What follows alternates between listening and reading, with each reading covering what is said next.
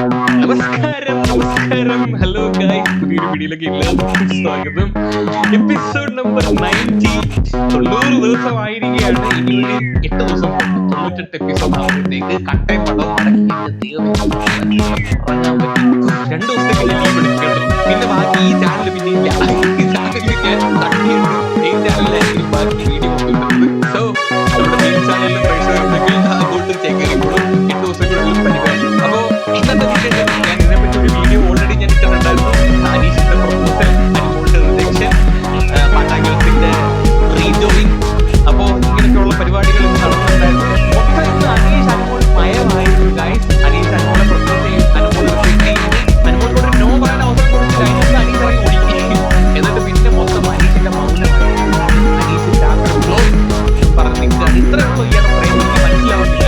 ഇയാൾ വന്ന് പറയുമ്പോഴത്തേക്ക് ഇഷ്ടം പറയും. ഇയാളെ കാമതയും എനിക്ക് മനസ്സിലാവുന്നില്ല. അനീഷ് എന്താണ് ഉദ്ദേശിക്കുന്നത്? കല്യാണം കഴിച്ചോട്ടെ.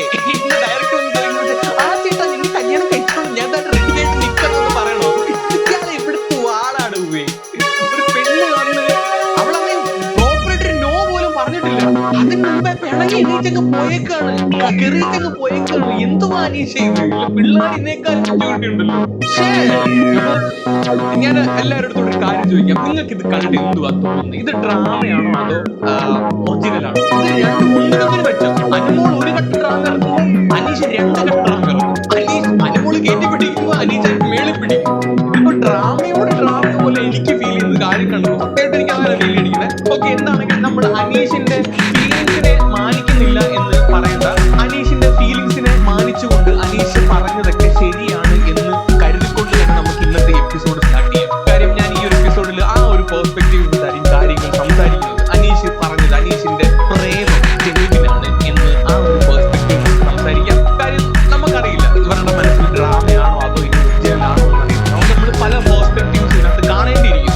സോ തൊട്ട് മുമ്പത്തെ വീഡിയോയിൽ ഞാൻ മറ്റൊരു പെർസ്പെക്റ്റീവ് ആയിരുന്നു, ഡ്രാമയാണ് എന്നുള്ളൊരു പെർസ്പെക്റ്റീവിലാണ് സംസാരിച്ചത്. ഇത് നമുക്ക് എന്റർടൈൻമെന്റ് മതിയല്ല. അവരെന്തെങ്കിലും കാട്ടി വിട്ടട്ടെ, നമ്മള് എൻജോയ് ചെയ്യുക. ബിഗ് ബോസ് എന്താണ്? ബിഗ് ബോസ് എന്താണ്? നമ്മളെ ഉത്സാഹിപ്പിക്കാൻ വേണ്ടിയിട്ട്, നമ്മളെ എന്റർടൈൻ ചെയ്യിപ്പിക്കാൻ വേണ്ടിയിട്ട് ഉണ്ടാക്കിയിരിക്കുന്ന ഷോ ആണ്. നമ്മൾ അങ്ങോട്ട് എന്റർടൈൻ ചെയ്യുക, അല്ലാതെ പോയിട്ട് അനീഷിന്റെ പേരില്, അനുമോളുടെ പേരില് തമ്മിൽ തല്ലാനോ ഉൾകാലം കിട്ടാനോ മറ്റേ നല്ലക്ക് വിളിക്കാനോ മറ്റേ പച്ചനെ വിളിക്കാനോ കുഞ്ഞമ്മയ്ക്ക് വിളിക്കാനോ ഒന്നും പോകണ്ട. കാണുക, ഉത്സാഹിക്കുകയാണ്. ഓക്കെ, അപ്പൊ നമുക്ക് നമ്മുടെ പരിപാടി സ്റ്റാർട്ട് ചെയ്യും. അപ്പൊ നിങ്ങൾ കമന്റ് ചെയ്യാൻ മറക്കണ്ട, ഇത് ഡ്രാമയാണോ fake original or fake. Just ഒരു മണിക്കൂറിൽ ഒരു കമന്റ് താഴെ ഇട്ടേക്ക്. കാണുന്നവര് പൈസ ഒന്നും കൊടുക്കണ്ടല്ലോ, ഒരു കമന്റ് ഒരു ട്രോള് കളിച്ചിട്ട് പരിപാടി ട്രോൾസ് ആണ് ഇറങ്ങുന്നത്. രണ്ടിന്റെയും കൂടെ പേര് നമ്മുടെ ചെമ്മീനകത്ത് അനുമോളെയും അനീഷിന്റെയും ട്രോള് കാണാം. അനീഷ് പെരിയക്കുട്ടി അനുമോൾ കത്തമ്മ.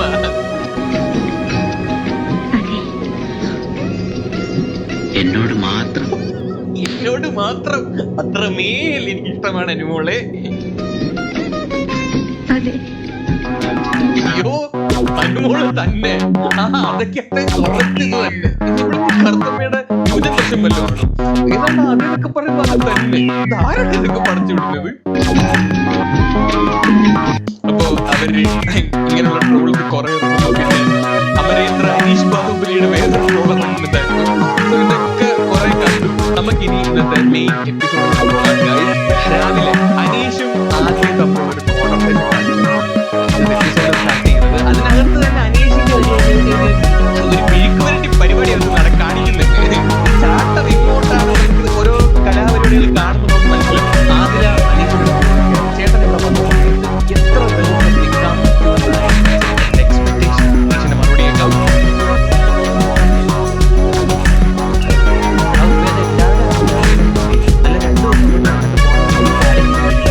നമ്മളെ കൊണ്ട് കൂടുതൽ ദിവസം നിൽക്കണം പറഞ്ഞാണ് എല്ലാവരും പറയുന്നത്.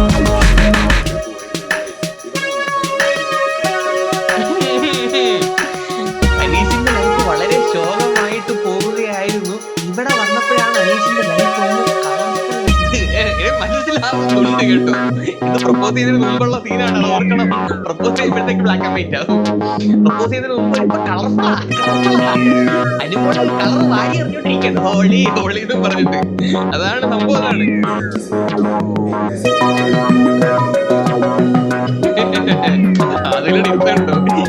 പേര് എന്തുവാ?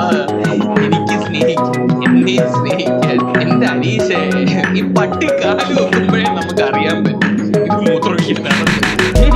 അനീഷിന്റെ 2 ആഴ്ചത്തെ ചാട്ടം കണ്ടപ്പോഴേ ഞാൻ പറഞ്ഞ പരിപാടിയാണ് ഇത് വേറെ റൂട്ടിലോട്ടാണ് പോകുന്നത്. ഇത് ഇന്നലെ അടിച്ചതല്ലേ, നമ്മളിത് ആദ്യമായിട്ടല്ല നീ അതിന് പരിപാടി കാണുന്നത്. ഇത് ഇന്നലെ അടിച്ചതല്ല, ഇത് ഡ്രാമയാണെങ്കിൽ ഇനി വേറെ പരിപാടിയാണെങ്കിലും അനീഷ് കാല് മുക്കിയപ്പോഴേ എനിക്കറിയാം ഇത് പ്രൊപ്പോസിങ്ങിനെ പോയാൽ മിക്കത്തോളം. എന്തായാലും പ്രൊഫഷനൊന്നും തെറ്റുന്നില്ല. ഈ വെട്ടമാണ് എന്തോരം കാര്യങ്ങളാണ് ഞാൻ പറഞ്ഞത് അതേപടി ബിഗ് ബോസ് ഹൗസിൽ നടന്നത്, അതേപടി നടന്നത്. ഞാനിനി വല്ല സംഭവിക്കുന്നു. ഇന്നത്തെ വീഡിയോ നേരെ അവിടെ കാണുന്നത് ബിഗ് ബോസിന്റെ പ്രൊമോ ആണ്. അനീഷ് പ്രൊപ്പോസ് ചെയ്തു. ഞാൻ കിട്ടിപ്പോയത് ഇനിയാണ് അനീഷിന്റെ പ്രൊപ്പോസൽ സീൻ വരുന്നത്.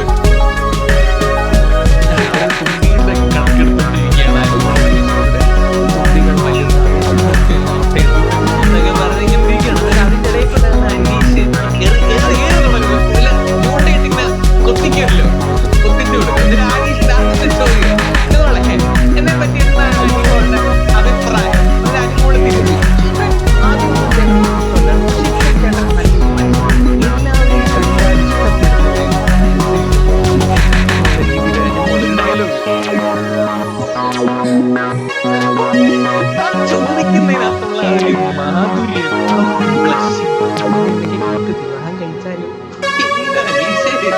നമുക്ക് തന്നെ കേട്ടിട്ട് കുളിര് കോരുന്നു കേട്ടോ. അനുമോള് ഞെട്ടി, കണ്ടോണ്ടിരുന്ന പ്രേക്ഷകരും ഞെട്ടി. കാര്യം ഇത് നമ്മൾ പ്രതീക്ഷിക്കുന്നില്ല. ഞാൻ ഇങ്ങനെ കിടന്ന് പറയുമെങ്കിൽ എവനീ എടുത്ത വായന ഇങ്ങനെ എടുത്തൊരു ഡയലോഗ് ഞാൻ പോലും പ്രതീക്ഷിച്ചില്ല. ഇതിങ്ങനെ നൈസായിട്ട് ഇങ്ങനെ ഒരു കെയറിംഗ് സെറ്റപ്പിലേക്ക് പോയിട്ട് ഏതെങ്കിലും ഒരു മൊമെന്റില് ഇങ്ങനെ പയ്യെ സ്നേഹം പ്രകടിപ്പിച്ചിട്ട് ഇങ്ങോട്ട് അപ്രോച്ച് ചെയ്യുന്ന വിചാരിച്ചു. ഞാൻ തന്നെ അങ്ങനെ വിചാരിച്ചു. പക്ഷെ ഇവൻ എടുത്ത വായന നമ്മൾ കല്യാണം കഴിച്ചാലോ ഇന്നിങ്ങനെ പോകും ഞാൻ വിചാരിച്ചില്ലടേ. ഇത് ഭയങ്കര അൺഎക്സ്പെക്ടഡ് ആയി പോയി. ഞാൻ ഞെട്ടിപ്പോയി സത്യത്തില്. എന്റെ അനീഷ് ഇത്ര ധൈര്യമോ?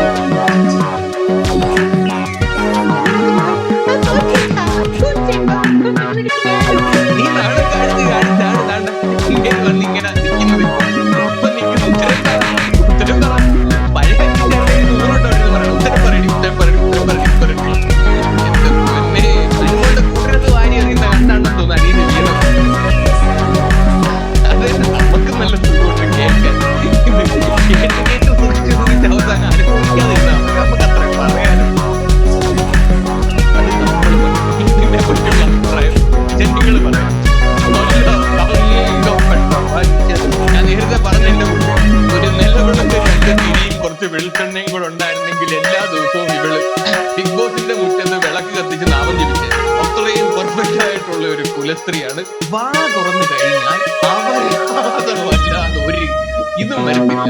പ്രത്യേകിച്ച് ആണുങ്ങളെ അവൻ സാഗരീയാക്കിയാണ്. അവന്റെ നോട്ടം ശരിയല്ല, അവന്റെ പിടി ശരിയല്ല, അവൻ വേറെ ഇന്റൻഷൻ വെച്ചാണ് നിൽക്കുന്നത്. അനീഷ നീ ജസ്റ്റ് എസ്കേപ്പ് ആണ്. സത്യമായിട്ട് നീ ജസ്റ്റ് എസ്കേപ്പ് ആണ്. അനുമോളുടെ കയ്യിൽപ്പെട്ട ആളുകളുടെ കയ്യിൽ നിന്ന് അവരാതെ കേൾക്കാതെ പോയ ഏക ഒരു വ്യക്തി നീയാണ്. ആര്യനൊക്കെ എന്തോരം കോഴി, കാട്ടുകോഴി, 50 ജീവപ്പന്നി, ജാക്കി വച്ചാൻ അങ്ങനെയൊക്കെ ഉള്ള പല പേരുകളും വീണിട്ടുണ്ട്. ഇത്രയും തങ്കപ്പെട്ട ഒരു കുലമോളാണ് നമ്മുടെ അനുമോൾ. തങ്കം പോലുള്ള കൊച്ചാണ്. തങ്കം പോലെ തനി തങ്കം. ആ തുറന്നു കഴിഞ്ഞാൽ അവരാതെ വല്ലാതെ ഒന്നും വരാത്ത ഒരു തനി തങ്കം. അത്രയും നല്ല കുഞ്ഞ് അനീഷിന് ചേരും. ഇപ്പൊ അങ്ങനെയായി. ഇപ്പൊ കല്യാണത്തെ പറ്റി ഇവള് ചിന്തിക്കുന്നില്ല. എത്ര തവണ ഈ ബിഗ് ബോസ് ഹൗസിനകത്ത് വെച്ച് പറഞ്ഞിട്ടുണ്ട് കല്യാണം കഴിക്കണം, ഇത് കഴിഞ്ഞിട്ട് കല്യാണം കഴിക്കണം.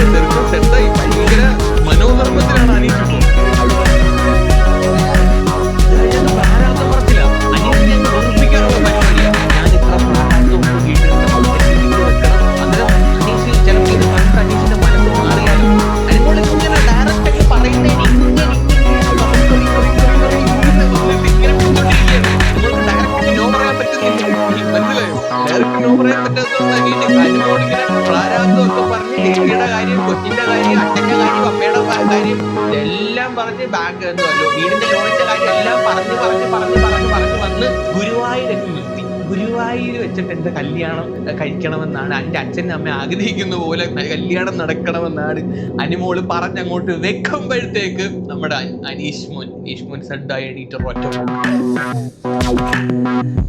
പോയി പിണങ്ങിപ്പോയി. അനീഷിന് മനസ്സിലായി എവിടെ ഇത് കറങ്ങി ഇത് നോയിലോട്ടാണ് ഡൈവേർട്ട് ചെയ്ത് വിടുന്നത്. അപ്പോഴത്തേക്ക് അവിടുന്ന് നൈസായിട്ട് സ്കിപ്പായി. ഇവിടെ നോ പറയണ്ട ഇത്രയും നാൾ അനീഷിനെ മുതിപ്പിച്ചിട്ട് വന്നിട്ട് ചോദിക്കുന്ന അനീഷിന് ഒന്നും പറ്റിയത് എങ്ങനെ തന്നെ ആലോചിക്കും. ഇപ്പൊ നമ്മള് കോളേജിലൊക്കെ പഠിക്കുന്ന സമയത്ത് നമ്മൾ ഒരു പെണ്ണിന്റെ പേര് നമ്മളൊക്കെ സ്ഥിരമായിട്ട് കളിയാക്കും.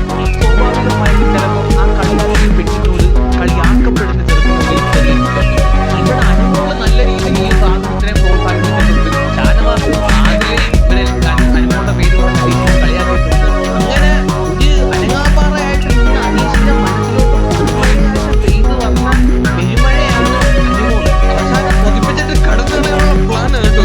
അനീഷ് വേദനിക്ക് ഇതെന്താണെങ്കിലും നമ്മുടെ കുടുംബങ്ങൾ ഓടിപ്പോയിട്ട് ആദിലെ എടുത്ത് പറയുന്നുണ്ട്. രണ്ടുപേരുടെ ഉടക്കായിരുന്നു. ഇപ്പൊ വേറെ പറയാൻ ആരുമില്ല. അപ്പോഴത്തേക്ക് ആദിലേ കിട്ടിയുള്ളൂ. അതിലെ വിളിച്ചിട്ട് ഒരു മിനിറ്റ് പറഞ്ഞിട്ട് പോയിട്ട് പറയുന്നുണ്ട്.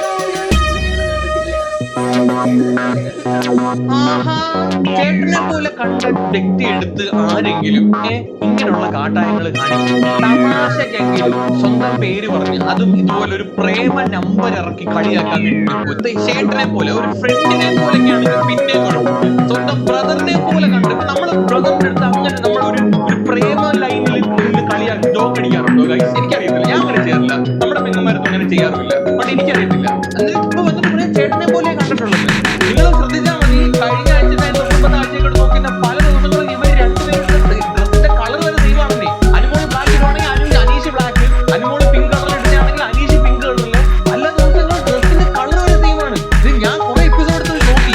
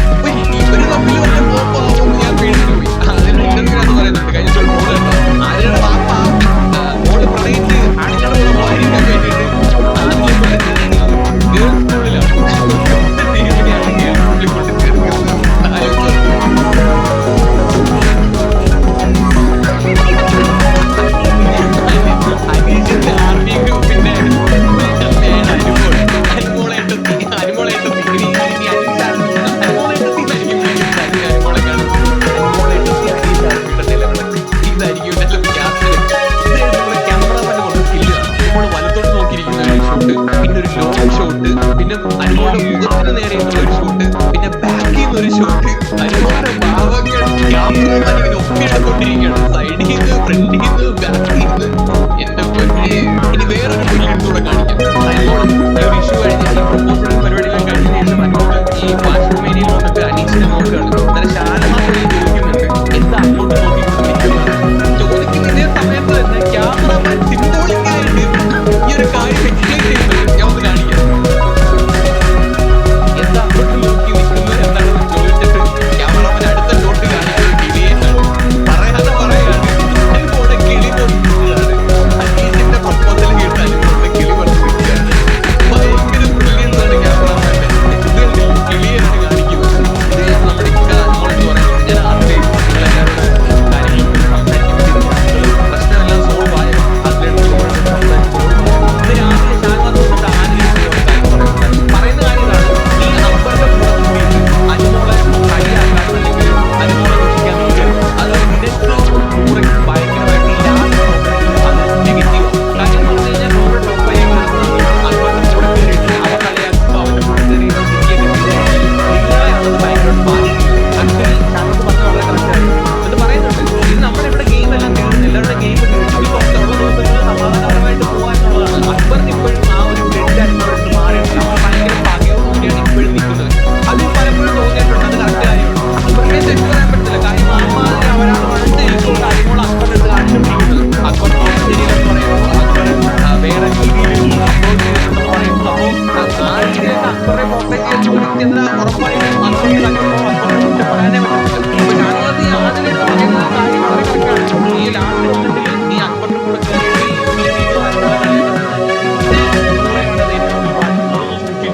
എടുക്കണമെങ്കിൽ എടുക്കാം, എടുക്കണ്ടെങ്കിൽ എടുക്കണ്ട എന്ന് പറഞ്ഞിട്ടാണ് ഷാനവാസ് പോകുന്നത്. ആ ഒരു കാര്യത്തെ പറ്റിയാണ് ഷാനവാസ് ഈ വാഷ്റൂം ഏരിയ സംസാരിക്കുന്നത്. മനസ്സിലായോ? ഞാൻ കുറച്ച് കാര്യങ്ങൾ ആദ്യം വെച്ച് സംസാരിച്ചു, ഞാൻ സംസാരിക്കാൻ നിൽക്കുകയാണ്. നമുക്കെല്ലാം പറഞ്ഞു ഫോൾവാക്കാം, ഷാനവാസ്. ഓക്കെ, ഇനി ഇത് കഴിഞ്ഞിട്ട് അനീഷ കിച്ചനെ നിൽക്കുകയാണ്. കംപ്ലീറ്റ് എൻജിൻ ഔട്ട് കംപ്ലീറ്റ്ലി എന്ന് പറഞ്ഞ സെറ്റപ്പാ. ആൾക്കാരൊന്നും ഒന്നും കിട്ടുന്നില്ല. അതിലേക്കാണ് അനീഷേട്ടാ എന്ത് പറ്റി അനീഷേട്ടാ, എന്ത് പറ്റി അനീഷേട്ടാ, എന്താ പറ്റി ചോദിക്കുന്നുണ്ട്. ചോദിക്കുന്നുണ്ട് കട്ട് ചെയ്ത് ഇത് കഴിഞ്ഞ് മോളെ വിളിച്ചോണ്ട് വന്നിട്ട് അനുമോൾ ഈ ഒരു കാര്യം പറയുന്നുണ്ട്.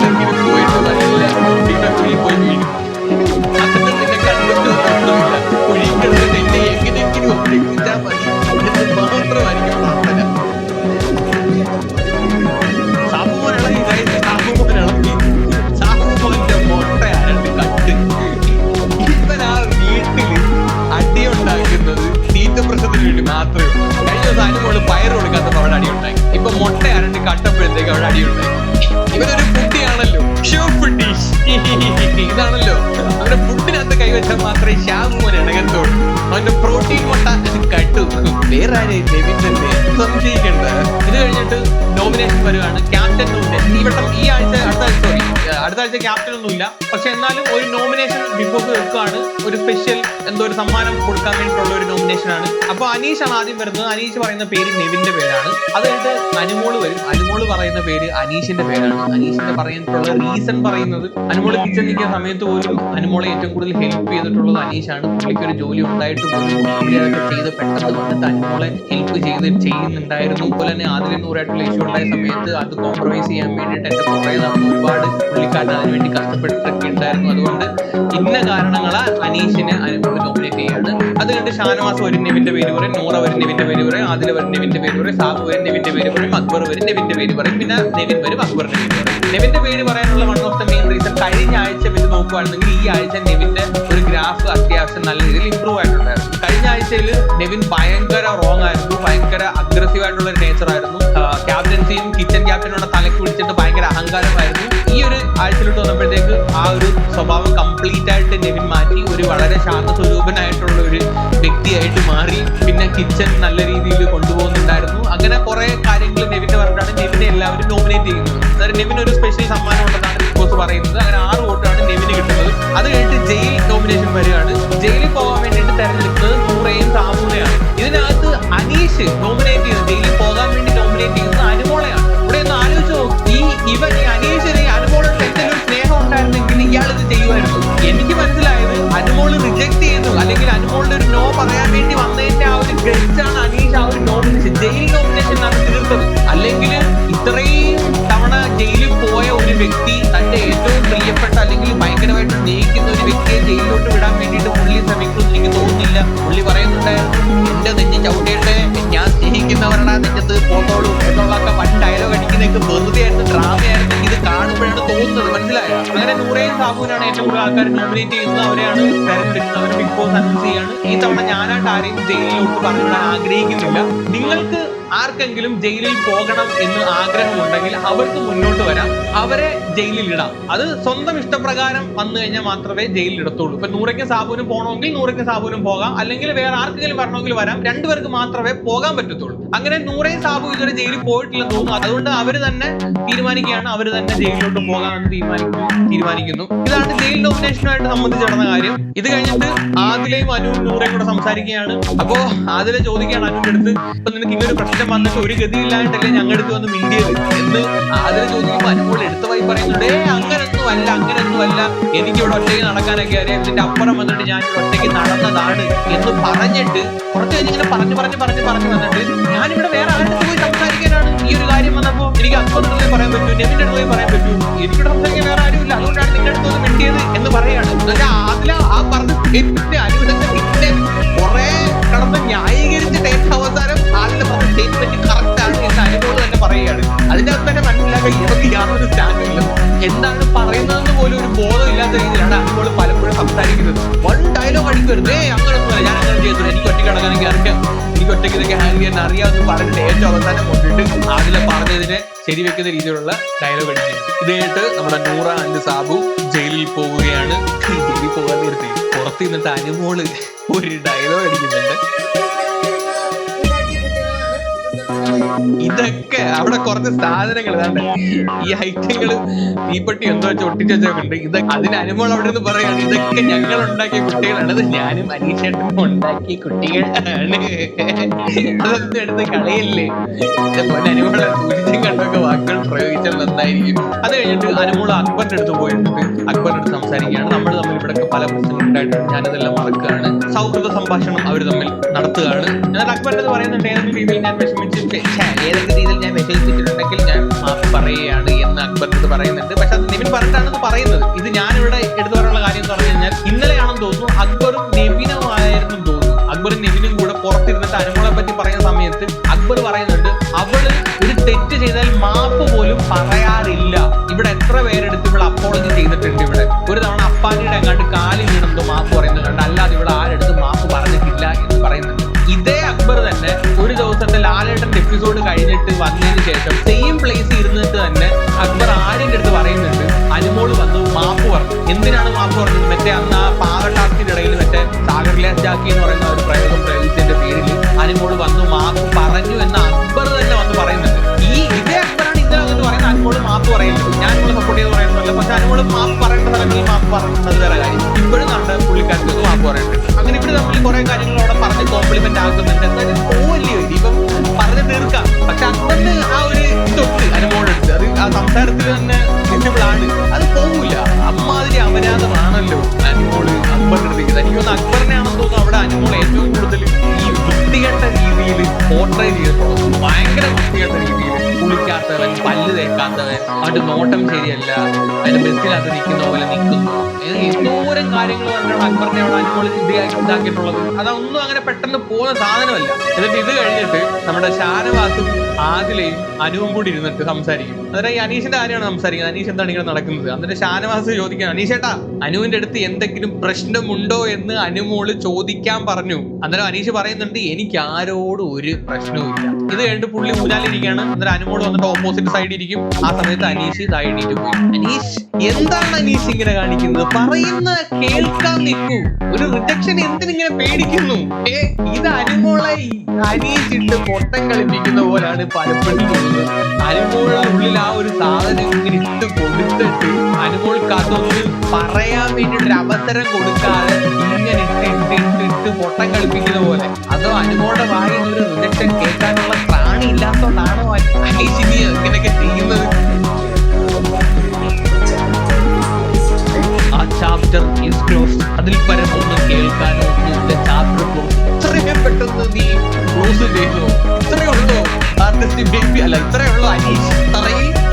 അനുമോൾക്കൊരു പ്രോപ്പറായിട്ട് നോ പറയാനുള്ള ഒരു അവസരം പോലും അനീഷ് കൊടുത്തില്ലെന്നുള്ളതാണ്. അതിന് മുമ്പേ ചാപ്റ്റർ ക്ലോസ്. എന്താണ് അനീഷ് തറയിൽ? ഇത്രയേ ഉള്ളൂ. ചേട്ടാ ഇത് കഴിഞ്ഞിട്ട് പിന്നെ അവർ നാട്ടിൽ സംസാരിക്കുകയാണ്. അനീഷ് പിന്നെ അഗൈൻ റിപ്പീറ്റ് ചെയ്യുന്നു ചാപ്റ്റർ ഈസ് ക്ലോസ്ഡ്. അതിന് പോസ്റ്റ്മോർട്ടം നടത്താൻ എനിക്ക് താല്പര്യമില്ല. ഈ റീൽ ഉണ്ടാക്കുന്നവരുടെ കാര്യം ഞാൻ പറയുന്നതാണ്. ഈ ഒരു സാധനം ഇങ്ങനെ ഇത് നടന്ന് രണ്ടുപേരും ഇങ്ങനെ കയ്യും കിട്ടി നടന്നു വരുന്ന ഈ ഒരു സാധനം, മറ്റേ അതിലെ പാട്ടുണ്ടല്ലോ, വെട്ടത്തിനകത്ത പാട്ട്,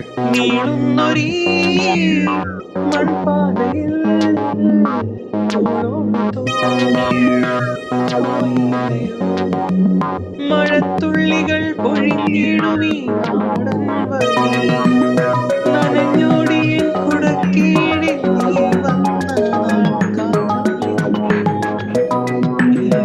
നീ ആ പാട്ടങ്ങോട്ടിട്ട് സ്ലോ മോഷൻ ഒന്നാക്കി എടുത്ത് ഇങ്ങനെ തോളോട് തൊട്ട് ഇങ്ങനെ പോകുന്നേ കൂടെ അങ്ങോട്ട് വെച്ച് കഴിഞ്ഞാൽ സെറ്റാണ്.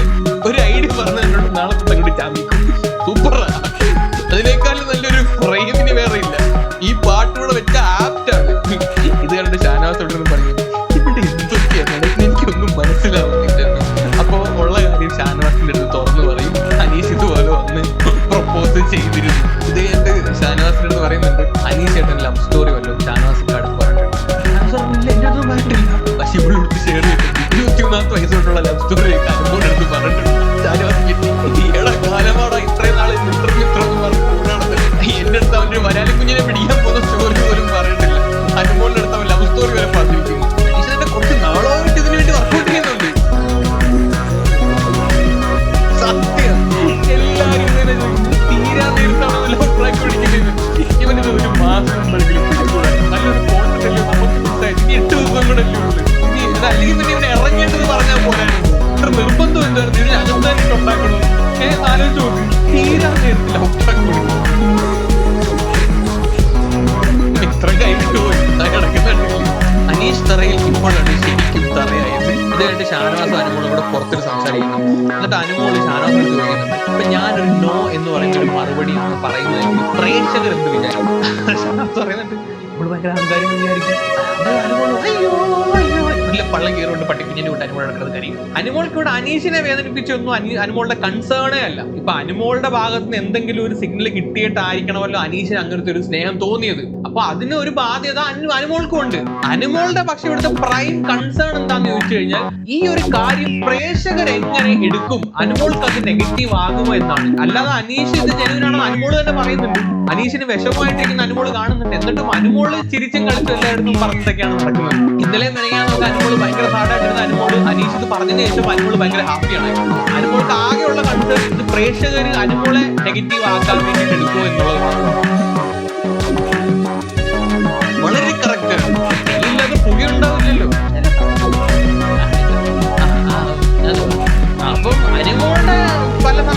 ഇൻവെസ്റ്റേഴ്സും അനുമോളുടെ ഇടപഴകുന്നതൊക്കെ കാണുമ്പോൾ അനുമോൾ അവിടെ നിയന്ത്രണമായിരുന്നു. ഇതൊന്നുകൂടെ ഇല്ല മൂപ്പിച്ച് ചെറുക്കനെ ഇവിടെ പ്രണയക്കുഴി ഇട്ടിട്ട് അനുമോൾ ഇവിടെ കൈ കഴുകാനുള്ള പരിപാടി. സമ്മതിക്കരുത് ഗൈസ്, സമ്മതിക്കരുത്. ഇത് നമ്മൾ അനുവദിച്ച് കൊടുക്കരുത്. അനുമോള് പറയാണ് നമ്മൾ ഇതൊക്കെ പറഞ്ഞ് കളിയാക്കുമ്പോൾ പുള്ളി അവിടെ ചിരിക്കുകയാണ്. ഷാനാസ് പറയാണ് പുള്ളി ഒരു കോമഡി പടം പോലും കണ്ട ചിരിക്കാത്ത ഒരു മനുഷ്യനാണ്. നീ അവിടെ ഇതൊക്കെ കാണിക്കുമ്പോൾ നിന്റെ ഇത് കാണുമ്പോൾ ചിരിക്കുന്നുണ്ടെങ്കിൽ പുള്ളി അതൊക്കെ ആസ്വദിക്കുകയാണ്. പുള്ളി അത് തമാശയായിട്ടല്ല എടുക്കുന്നത്, പുള്ളി അതൊക്കെ സീരിയസ് ആയിട്ട് എടുത്തതിനെ ആസ്വദിക്കുകയാണ് പറഞ്ഞ് ഷാനവാസ് നല്ല വെച്ച് കെട്ടിക്കൊടുക്കുന്നുണ്ട്. അനുമോൾ ഒന്നുകൂടി ടെൻഷനായി കാണും മിക്കവാറും. ഇത് കഴിഞ്ഞിട്ട് ജയിലിൽ കിടക്കുന്ന സാബുവിനെ നൂറയും തുറന്നു വിടുന്നതാണ്. അത് കഴിഞ്ഞിട്ട് ബിഗ് ബോസ് അനൗൺസ് ചെയ്യും ഇത് ഈ സീസണിൽ ജയിലിൽ ഇനി ഉണ്ടാവുന്നില്ല, എന്നേക്കുമായിട്ട് അടക്കുകയാണ്. ബിഗ് ബോസിന്റെ ഒരു ആള് വന്നപ്പോൾ ജയിൽ കൂട്ടിക്കൊണ്ട് പോവാണ്. അങ്ങനെ ആള് വരുമ്പോഴത്തേക്ക് എല്ലാവരും കൂടി ജയിലിനകത്ത് കയറും. അവരുടെ അവസാനത്തെ ജയിലിന്റെ സന്ദർശനം അവർ ആഹ്ലാദപരമാക്കുകയാണ്. അങ്ങനെ ജയിൽ കൂട്ടിയിട്ട് കറുത്ത തൊപ്പിയിട്ട് വന്ന ബ്ലാക്ക് പാൻറ് ഇട്ട് വന്ന ഡാർക്ക് ഷർട്ട് ഇട്ടുകൊണ്ട് വന്ന ചേട്ടൻ കൂട്ടിക്കൊണ്ട് പോവുകയാണ് ഗൈസ്. ഇത് കഴിഞ്ഞിട്ട് ഏറ്റവും അവസാനം ആദില അക്ബറിന്റെ ഒരു കോൺവെർസേഷൻ. അക്ബർ പറയുന്നുണ്ട് ഇവിടുത്തെ വില്ലൻ ഞാനായിരുന്നല്ലേ.